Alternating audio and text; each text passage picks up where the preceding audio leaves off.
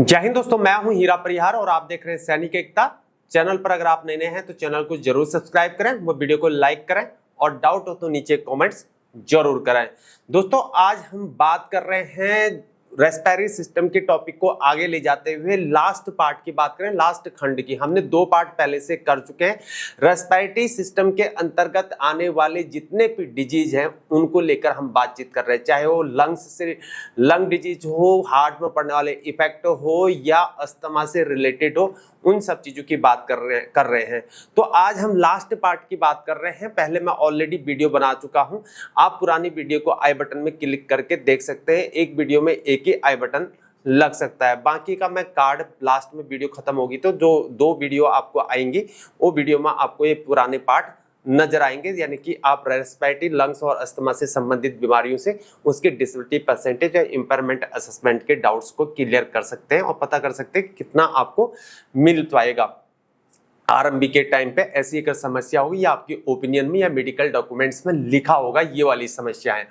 बात करते हैं यहाँ पर percentage of DLCO SB2 predicted assessment की बात कर रहा है। ये एक शब्द है सेंटेंस, और लास्ट वाला सेंटेंस आपको समझाने के लिए सप्लीमेंटेड डोमिसलरी ऑक्सीजन कर पुलमनाले करके एक वर्ड है, तो इस वर्ड को भी हम समझ लेते हैं ये क्या कहना चाह रहा है। डीएलसीओ डैश SB2 प्रेडिक्टेड एक मतलब एग्जामिन करने का एक तरीका है, जो मतलब फेफड़ों की ऑक्सीजन को रक्त में स्थानांतरित करने की कैपेबिलिटीज को मापा जाता है और फेफड़े के कार्य के आकलन करने में मदद करता है और विशेष रूप से गैस के विनियमन क्षमता की बात करता है। और एसबी का मतलब होता है ब्रीथ होल्डिंग की बात कर रहा है, सांस लेने की प्रक्रिया की बात कर रहा है। कुल मिलाकर डीएलसीओ को हम बायोलॉजी में कहते हैं diffusing capacity of the lung for carbon monoxide, यानी कि फेफड़ों की प्रसार क्षमता को ये चीज संदर्भित करता है और फेफड़े की हवा जो होती है उससे ऑक्सीजन को रक्त में स्थानांतरित करने की क्षमता की मापने की एक प्रक्रिया है। ये जो होते हैं हाइट, वेट और अन्य कारकों के आधार पर इसका निरीक्षण होता है।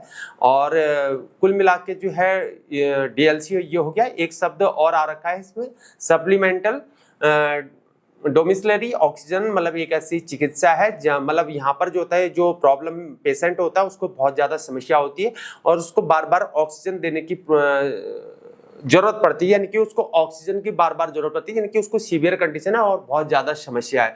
तो ऐसी वाली कंडीशन को कॉर पुल्मोनरी, मतलब एक ऐसी कॉर पुल्मोनरी की स्थिति होती है वहाँ पर जो बार बार ऑक्सीजन उसको देना पड़ता है। तो इन चीजों का आपको मैं बता चुका हूं, पहले भी मैंने एक्सप्लेन कर रखा है।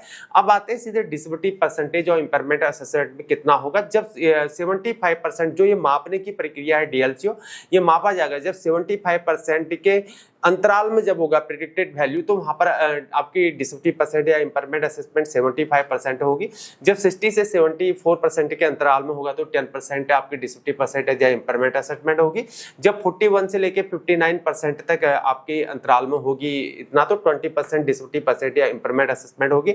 जब 40% या 40% के अंतराल में होगी तब डिसेबिलिटी परसेंट 30% या इंपेयरमेंट असेसमेंट 30% होगा। जब सप्लीमेंटल डोमिसलरी ऑक्सीजन कर पुल्मोनरिटी की बात करिए, इनके उसको बहुत ज्यादा ऑक्सीजन की जरूरत पड़ी है, इनकी सीवियर कंडीशन, तो उस वाले केसेस में 100% डिसेबिलिटी परसेंटेज या इंपेयरमेंट असेसमेंट होगा। तो दोस्तों आज मेरा टॉपिक इस वाले में खत्म होता है। अब मैं थोड़ा सा पीछे वाले में रिवीजन कर लेता हूं कि मैंने आपको क्या बताया था। पहले 2 पार्ट और थे।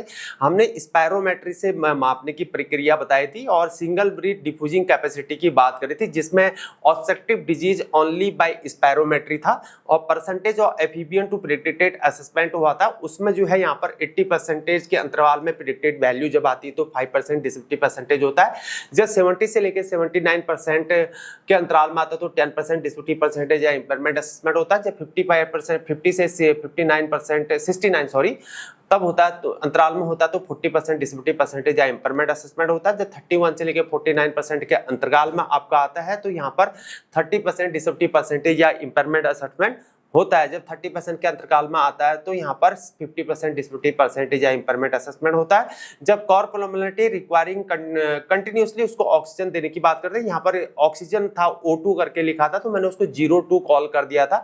मैं करेक्शन करता हूँ या मैं कमेंट्स में पार्ट 1 में उसको कमेंट्स में पिन करता हूँ कि मेरी तरह से मिस्टेक हो गई है, तब 80% डिसेबिलिटी परसेंटेज या इम्पेयरमेंट असेसमेंट होगा। जब रेस्ट्रिक्टेड डिजीज स्पायरोमेट्री डीएलसीआर और ऑक्सीजन व्हिचएवर इज लो वाली बात होगी जब, तब परसेंटेज ऑफ एफबीसी की मापने की बात करें तो प्रेडिक्टेड वैल्यू वहां पर जो है यहाँ पर 80% के अंतराल में आती है, तो वहां पर 5% डिसेबिलिटी परसेंट या इम्पेयरमेंट असेसमेंट होगा। जब 60 से लेकर 79% के अंतराल में आता है तब 10% डिसेबिलिटी परसेंट या इम्पेयरमेंट असेसमेंट होगा। जब 50 से लेकर 59% के अंतराल में आता है तब 20% डिसेबिलिटी परसेंटेज या इम्पेयरमेंट असेसमेंट होगा। जब 36 से लेकर 49% के अंतराल में आता है तो वहां पर 30% डिसेबिलिटी परसेंटेज होगा या इम्पेयरमेंट असेसमेंट होगा। जब 35% के अंतराल में आता है तब 50% डिसेबिलिटी परसेंट या इम्पेयरमेंट असेसमेंट होगा। जब सप्लीमेंटेड डोमेस्टिकली ऑक्सीजन कोर पल्मोनैलिटी की बात होगी तब 80% डिसेबिलिटी परसेंटेज या इम्पेयरमेंट असेसमेंट होगा। दोस्तों ये मेरा टॉपिक आज यहाँ पर खत्म होता है, और जो लास्ट वाला पार्ट था मैंने ऑलरेडी शुरू में आपको बता दिया है। फिर भी आपको कोई डाउट्स होते तो नीचे कमेंट बॉक्स में आप पूछ सकते हैं। दोस्तों ये मेरा पार्ट यहाँ पर रेस्पिरेटरी से संबंधित जितने भी डिसेबिलिटी परसेंटेज, लंग्स, अस्थमा, ये था, सब इसी में इंक्लूड होते हैं। जो मेडिकल आपकी लैंग्वेज है ये आपकी ओपिनियन में लिखा होगा, ये IPMS 15 में लिखी होगी या आपके मेडिकल डॉक्यूमेंट्स में लिखी होगी। जब भी ये लिखी होती है, जब आपका RMB बैठता है तो उस पर आपको डिसेबिलिटी परसेंट या इम्पेयरमेंट असेसमेंट दिया जाता है। इससे आप अंदाजा लगा सकते हैं, इस पे आधारित जो है आपको इतना परसेंट यहाँ पर दिया जाएगा, जो भी गाइड टू मेडिकल ऑफिसर 2023 के अकॉर्डिंग ही दिया जाएगा। और ये आपकी 15 में लिखा जाएगा एज पर GMO 2023। और कुछ ऐसी प्रॉब्लम होती है जिसमें नहीं लिखा गया है तो वहां पर भारत सरकार के गजट के डिसेबिलिटी रूल्स में आपको दिया रहेगा या मिलिट्री के गाइडलाइंस के अकॉर्डिंग होगा। तो दोस्तों मेरा टॉपिक यहीं पर खत्म होता है। फिर भी कोई डाउट्स है तो नीचे कमेंट बॉक्स में जरूर पिन करें। आज के लिए इतना ही। आपका दिन शुभ हो। जय हिंद, जय भारत, वंदे मातरम, भारत माता की जय।